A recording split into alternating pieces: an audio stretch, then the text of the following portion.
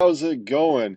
Hey, today this is JP Miller. Yeah, just like every other day too. And we're going to talk about imposter syndrome for a little bit, and then we'll check out the news on LinkedIn News and see what's up. Thanks for being with me here tonight. It's a nasty little feeling in the back of your mind that tells you you're not good enough, that you're not really the person that you want to be. Just like, uh, usually more commonly, it's just an energy killer. It kind of sucks out your energy, sucks out the goodness and like the happiness in your life. And it's overall, it's kind of a nasty little thing. And so, how do we get over that? Yeah, I think the first thing is to recognize that you're not the only one who experiences imposter syndrome. Years and years, and maybe they're thinking about stretching their wings and moving up a bit and trying to find something new, or I saw recently a lot of work remote.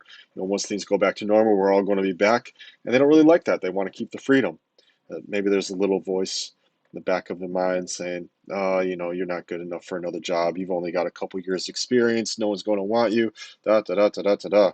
Right? Those Everyone experiences that from time to time. Some more severe than others, sure, but thing to remember is that it's just one opinion.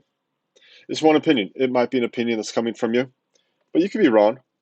What's the line in Men in Black? I absolutely love this. It's like 1,000 years, you knew that the world was flat, and 500 years ago, you knew that the Earth was the center of the universe, and yesterday, you knew that you were the only species in the universe. It totally killed the line. Like as a species and as people in our daily lives, we're probably wrong more often than we're right, unless you know you're an oracle or something, right?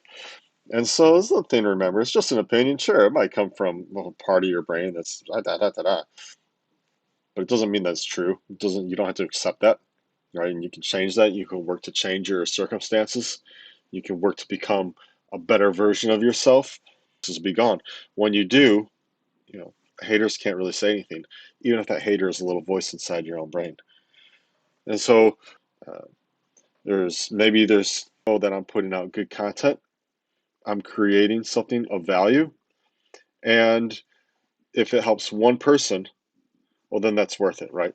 If it helps one person get further down the road, for a lot of conversations on LinkedIn in my DMs, and that's just one-to-one conversations with one person at a time, helping them overcome their mindset, helping them overcome the trials of the job search.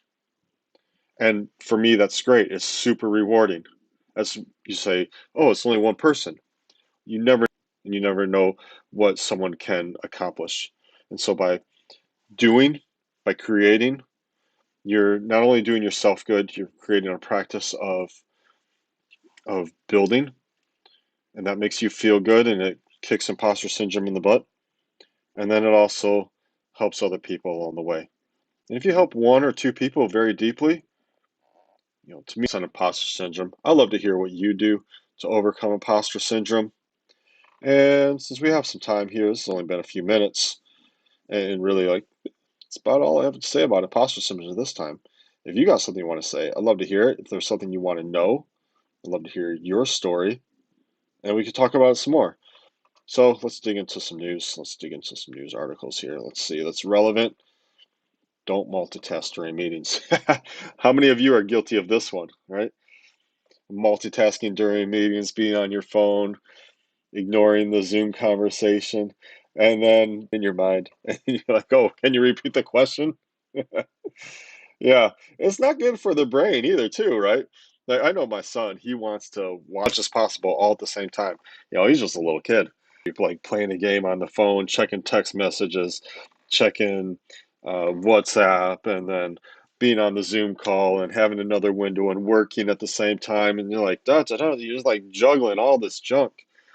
And your brain is like a biological CPU, and you've got all. And I think for women, we have so many cores, right? There's only so many processes you can run at the same time before everything just shuts down, and by the end of the day, you've lost 10 IQ points and you're exhausted. So I think this is great advice. I'm sure a bunch of people have things to say about this. Okay, here's some advice. Put your phone on silent. I think that's great advice just overall. Put your phone on silent. It irritates some of my friends, it irritates some of my loved ones. But hey, the phone is for my convenience, not yours. And the one in a million chance that there's an emergency, yeah, I'm going to feel real bad, but hopefully someone will be able to reach me pretty quickly. And honestly, if there is a huge emergency and someone's trying to reach me by phone, chances are there's very little that I'm going to actually be able to do about it unless I'm jumping in my truck and going on site, right? Yeah, take it or leave it. It says close all your windows except for Zoom. How many of you suffer from like 30 tabitis? You know, so many tabs you can barely see the icons in the browser, you barely know what's going on. Yeah, clear those tabs out. Sometimes it's just good to quit, quit your browser and then just have a clear agenda. This is a great one, having an agenda for meetings. Have an agenda for a meeting before you make a phone call. I've got this advice from books that I read and listen to, is that make a record of phone calls that you make in your planner, your daily planner. And so you have a record, say yes, and this is what I talked about because you'll have an agenda. Or if it's someone who's under you and they say, oh, we didn't call, we didn't have that conversation, well, then you can go to the planner and say, yes, we did. This is what we talked about. What's up? All right. Make an agenda before you make a phone call. If you're receiving a phone call and your time is valuable to you, you can say, "Hey, is this an important call or is this something that can wait?" And then take the answer from there. Schedule all the time if you need. Like I like to schedule two 30-minute blocks in my day that are for miscellaneous, and you can schedule those miscellaneous calls at that time. Schedule just enough time without being excessive to a 30-minute or a 45-minute call. And be mindful of who you invite. Everyone should have a purpose. Yeah, we don't need people just to have people, right? All right, what else we got here? Can't see it because my window's too small here. Next one. Pandemic burnout on the rise. Like every week, there's some kind of an article about the pandemic. Excuse me, not the pandemic. Yeah, we're all living that. It's very real. Every week, there is some article about burnout. So, uncertainty and disruption has made fatigue and burnout. Definitely been feeling that. Straight up, I talked to my superior. I said, "Hey, I am tired. And I know I've been slipping here and there, and I'm tired. So what can we do? Let's work together." I've been, and things have been better since I had that conversation. If you feel like you can be open with your superiors, it won't work. Um, what does this say? A loss of concentration, poor sleep, memory issues. Yeah, all this is intertwined. Like all the multitasking, it affects your memory issues. Getting poor sleep affects your memory issues. Feeling being in less health affects your memory issues.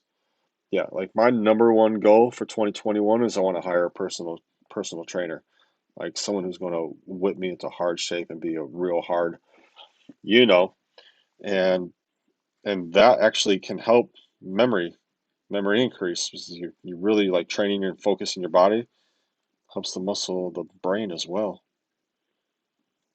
Slower working, more what do they call this? Mental health tool Spill. So check out Spill. I have no idea what Spill is. And the future of U.S. skilled worker visas. Yeah, this has been in the news lately. There's been some H1B1 visa abuse, and you know hurts coming from America, hurts American workers when employers will only hire H1B1 visa employees, and then it can hurt those H1B1 visa card carrying students and professionals as well because it really locks up their earning potential and their opportunity to advance. There is a lot of crazy restrictions in that area where if you're on one of these visas, you can only do the job that you're blowing it up and you're showing yourself worthy of like taking the next step up or being a project manager. You have to go through that whole process all over again. And so that's not good for the individual, the immigrant who say they've been studying here in America.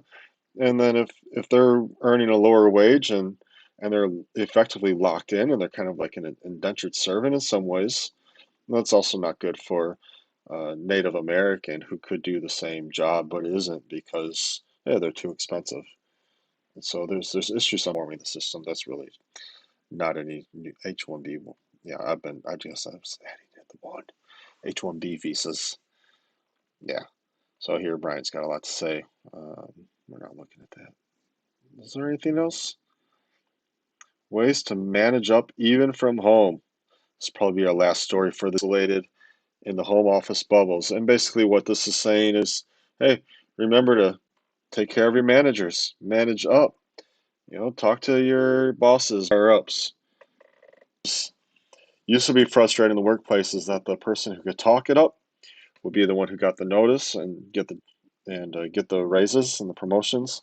But now with this work from home environment, it's very much those who maybe they weren't as good effective communicators, but they get the job done and they're starting to get the notice. And maybe if you're going to be a manager, you got to be a good communicator. So maybe there's some new skills to learn there. Um, so the advice here is to learn the who, what, why of any project for confirmation and clarity. So ask questions. It's good to just ask questions. I'm notorious for saying right on, and I've been getting better about asking questions myself. So just practice asking questions. Be proactive, and that goes to asking questions. Think about what can go wrong ahead of time. And I actually went so far as to create a document that a what can go wrong document as like a reference sheet for projects and programs that we run, to say, hey, what can go wrong here? And let's use this sheet to check off the X's and O's. Focus on establishing trust. It's like this is all communication. Try not to burden your boss with unnecessary work. Like really, your goal should be to take the work from your boss, come up with what you can do, and then run it by them and say, hey, boss, I thought I could do this for you. Would that be helpful? And you're part of the team. This is all communication. All those 5 bullet points are basically variations on communication, communication, communication. And speaking of which, communicate nicely to yourself. When you're talking to yourself, be nice to yourself. Yeah, be good to yourself. Don't let imposter syndrome bite you in the backside. Just kick it down the road, kick it up the road, deal with it so you don't have to deal with it anymore. You won't see it again. I mean, we're here. Remember, rising tides raise all ships. All right, this has been JP. Have a great night. You want to learn more? Give us a holler on the Discord.